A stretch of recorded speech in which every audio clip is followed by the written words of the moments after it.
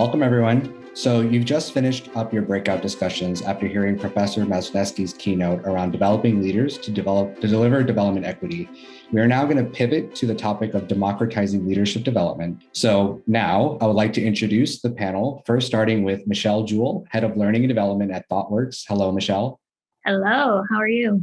I'm great. Welcome to the panel. Heather Hoderman, Vice President, Talent and Leadership and Development at Synopsys. Hello, Heather. Hey, Snajay. Great to see you again. We also have Leslie Camino, Senior Director, Executive Development, Inclusion, and Diversity at Keysight Technologies. Hello, Leslie. Hello, everyone. Great to see you here. And finally, Tracy Hutton, Vice President of Learning, Leadership, and Talent at Lululemon. Hello, Tracy. Good morning, good afternoon, good day. Thank you all for your time today. And I would like to start by asking you all, what does democratizing leadership development mean to you? And how do you feel it has led to more equitable talent development practices in your organization? But Leslie, what does this mean for you? It really is about how we think about it on the who, what, and when. Who do you provide access to learning? Is it relevant? Does it add value? What kind of learning are you providing? Is it tied to a development plan, development objectives?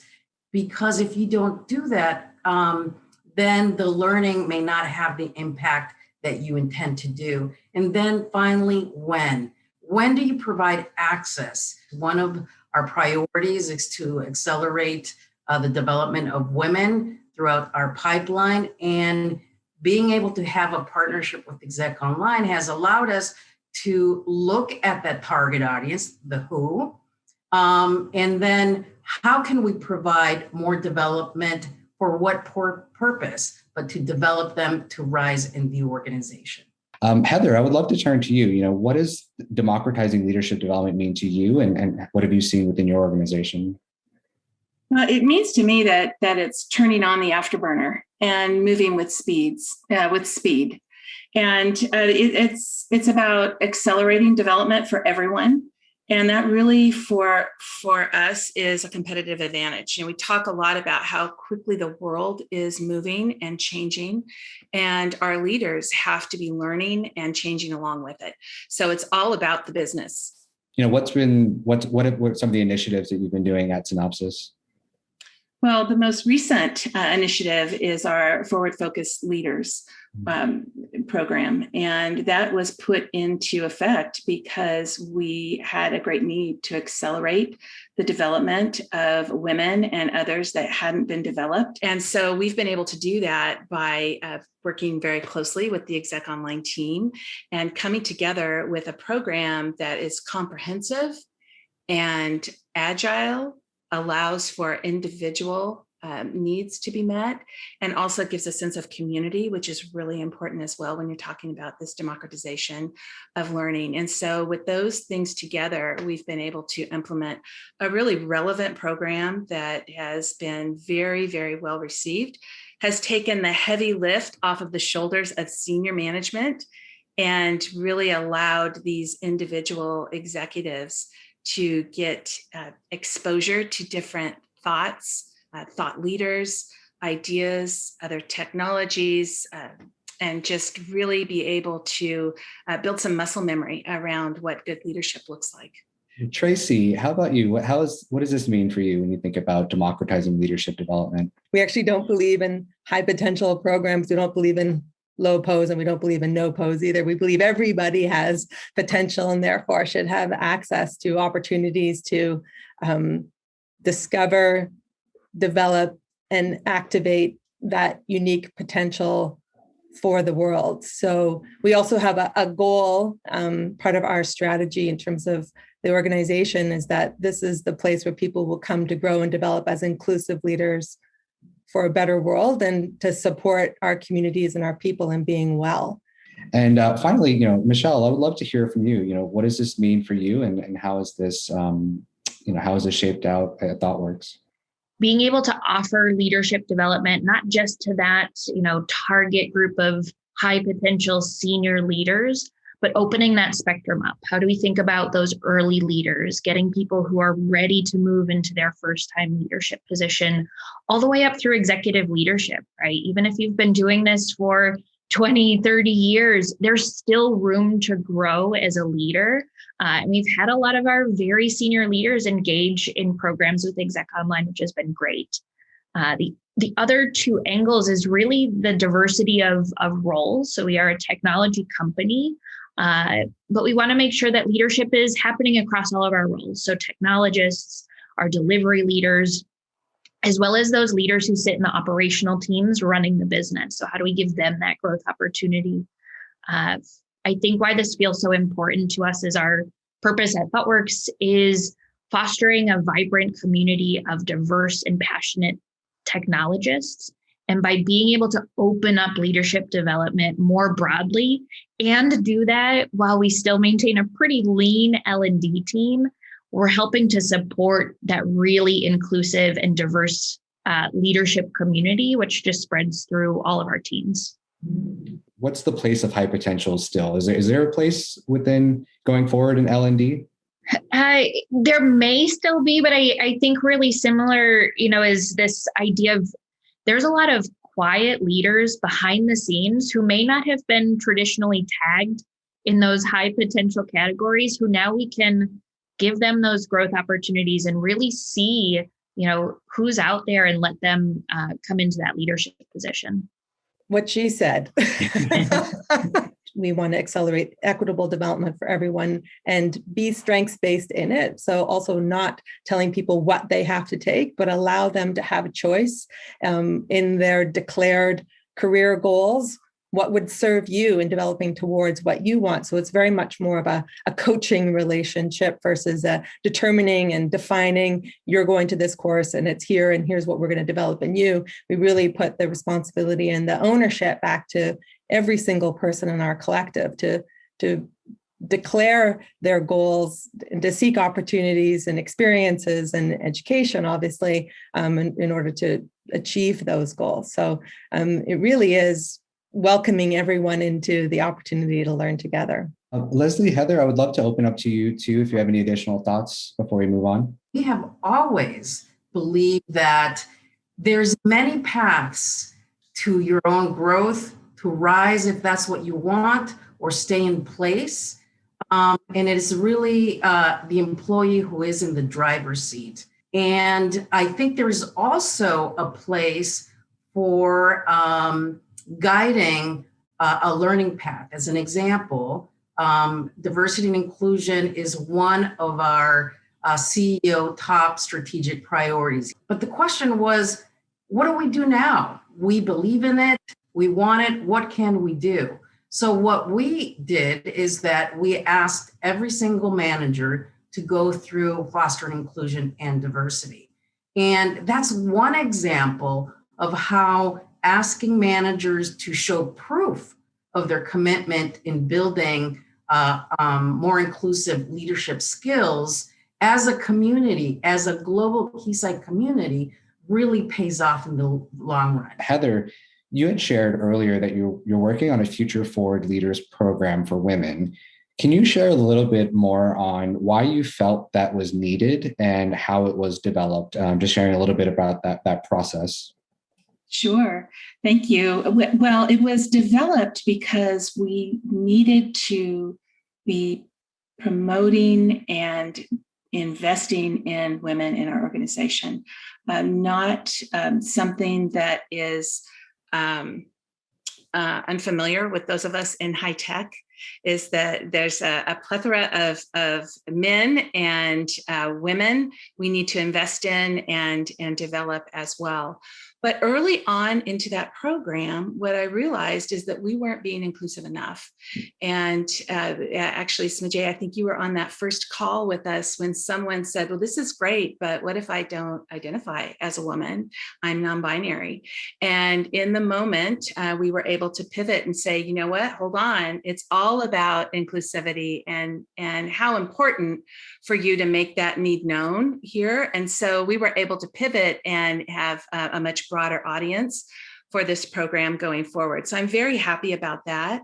The whole idea was to enable these individuals to move briskly through a series of experiences so that they could develop much more rapidly than we had been developing in the past. And so we put together an 18-month program, thanks to the design team at EXO, and really were able to marry together cohort work as well as individual work, in addition to coaching that is available to them. And these senior executives now can come alongside these individuals as a guide to the journey and not being responsible for all the ins and outs of the development piece. That's handled and off of their plate. And so now they get to focus on the results with the individual. So we're really looking forward to seeing where this takes us. And so, Leslie, at Keysight, you've run one of the largest cohorts through our Applied Experience platform with 500 leaders going through. And Tracy at Lululemon, you've done this with about 150 of your leaders, all the way up to your CEO, Calvin McDonald,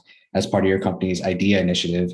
Can you both share, how this has impacted your organization's view of development and any positive outcomes you've seen? Let's start with Tracy first. With AEP, we actually opened it to every employee. And last I looked, I saw that we had over 1,200 folks had already signed up for AEP courses. And I'm talking from educators, which is what we call our associates in our retail outlets. And so in our stores, from our educators right up to our executive, and sometimes in programs together, which is super cool.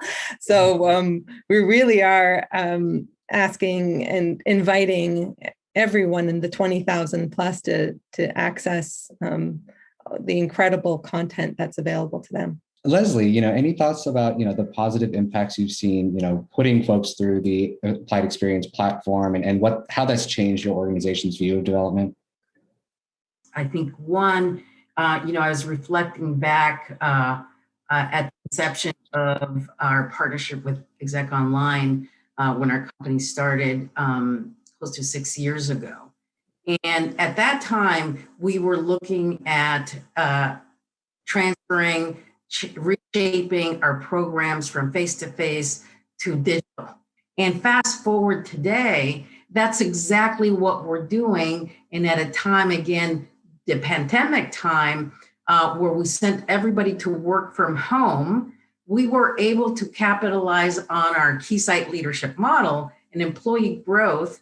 And now that people were not traveling 2 hours to get to work or whatnot, they had more time, they had more breathing time. And that was the moment when we said, focus on your growth. This is the time for you to grow yourself. Look at the suite of solutions that we have for you. And it was not only added value, but we were responsive and the employee felt taken care of. So it was the combination of elements of having access through digital, having a reputable company, the best academia in the world, to provide quality solutions, and people got to choose what they could do and come out with a certificate from a university. Now, the flip side is that, as an example, I talked about inclusion and diversity, fostering inclusion and diversity. We actually got some feedback where employees were saying, what about us? Why can't we take the course when all the managers are taking it? And so far, we're close to 700 managers in 2 quarters. You can't force people to do it. It's really the feedback that people are providing as they go through the programs and applying it to projects. I have our general manager of quantum computing saying, I applied this to my project in quantum, and this is the result that I got. So you're getting also some incredible testimonials about the impact to the business. We opened it up to all employees with the caveat, and I'm going back to my previous comment about the who and the when and the how. a 3-week course from Yale perhaps is not relevant to everyone. So we give access, but you really have to be thoughtful about what solutions apply to whom and provide other solutions for those as well. So really great learning, but it really, again, created the discourse and the community around a topic that's really relevant for us right now. Kind of our next question is very similar, and then I would actually love to pivot to Michelle. What have you seen kind of with the experience with the Applied Experience platform that's enabled democratization at your organization? I think, other folks have mentioned this idea of the broad content library. I think that's been the most impactful to help us really enable that democratization. We started the year with 2 really specific needs for 2 very different populations. And with that content library, I was able to work with the ExecOnline team to craft 2 different leadership development journeys that really catered to the needs those specific leaders had. So one team is our delivery principals who are out in the front lines working with our client teams. And the other focus was actually talent leaders on the operations side of the business. So we have 2 very different journeys all through AEP, which is just so valuable. And so we've definitely taken a more personalized approach, trying to tie the content from the library really specifically to what folks need. But at the same time, we've taken some of those courses, like after the year we've had, we're talking a lot about managing burnout.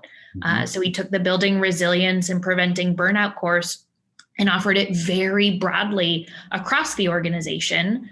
And we'll continue to do so with really thematic tied courses so that we can bring people and help focus them. If you've got 10 hours to give me this quarter for leadership development, let me help guide you to the best content that's going to serve your needs. It's all really relevant and really valuable to us. So the last question I'm going to ask is just, how have these initiatives helped to broaden the pool of people you've been able to develop? I know we've been kind of talking about it throughout, but how has that kind of created a broader pool or selection of folks that you would consider for mobility and growth and succession opportunities? Let's start with Heather, and then we'll go to Michelle, Leslie, and Tracy. It's actually been really great because I have a generation of learners and leaders across the enterprise that are what I refer to as positive deviants. They are advocates for learning, and they are clearly advocates for ExecOnline. So whenever that offering comes up, it is met with a very warm reception, which is really great because like the rest of us, we're always competing with whether it's cats in the room with me, wanting to give their point of view, Snajay, or just things that are vying for our time. And so it's really important that whatever offerings we do have are top notch and fit the bill. We don't have any room for error, quite frankly. And it's was pointed out to me just recently that I have never had a dud with ExecOnline. Every single thing that we've done, every program, every learning journey, every time we have initiated something, it has been met with very positive reaction. And then even more importantly, the result has been just bang on. And so that's been really great. And it's a great partnership. Tracy, what about you? How has this helped to broaden the pool? Everyone is eligible. It's strengths-based. There's autonomy in it. Choose what appeals to you and what your declared path is and where you want to go. And yet I also love this idea of curating experiences. So this is probably the next place for my team to get to, where if this is the direction you're going in, perhaps stringing these three together could get you a result. So I've been inspired by the co-panelists where I just said, everyone go, maybe a little more. I'm more of like an English garden versus a beautiful, no weeds in sight.